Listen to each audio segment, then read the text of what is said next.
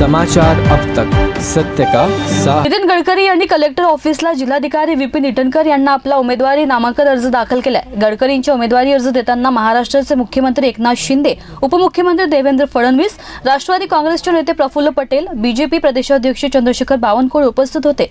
गडकरींचे उमेदवारी अर्ज भरताना मोठ्या संख्येने बीजेपी कार्यकर्ते, पदाधिकारी, नागरिक सहभागी झाले होते। सर्वप्रथम गडकरी यांनी कार्यकर्त्यांसमवेत संविधान चौकात डॉक्टर बाबासाहेब आंबेडकर यांच्या प्रतिमेला माल्यार्पण करून नतमस्तक झाले। गडकरी हे नामांकन दाखल करण्यापूर्वीच भाजपच्या बड्या नेत्यांसोबत तसेच कार्यकर्त्यांसमवेत रॅली काढून शक्ती प्रदर्शन केलंय।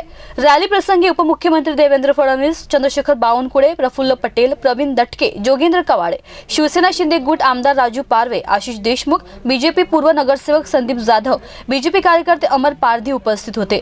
तर दुसरीकडे नागपूरच्या शालेय विद्यार्थ्यांनी आपले कलाकौशल्य दाखवत मलखांब प्रात्यक्षिके प्रस्तुत केले आणि बीजेपी महिला कार्यकर्त्यांनी फुगडी घालून उत्साह दाखवलाय। तर विकास कुंभारे यांनी आपली प्रतिक्रिया देत म्हटलंय की 100% ते निवडून येतील अशी त्यांनी ग्वाही दिली। एकदम चांगला 100% निवडून येतो। दरम्यान संविधान चौकातील वाहतुकीवर काहीसा परिणाम होताना दिसून आलाय। नागपूर पोलिसांच्या महत्त्वाच्या भूमिकेमुळे चोख बंदोबस्त ठेवण्यात आला होता, ज्यामुळे वाहतूक सुरळीतपणे सुरू होती। न्यूजसाठी कविता पारधी यांची रिपोर्ट, नागपूर।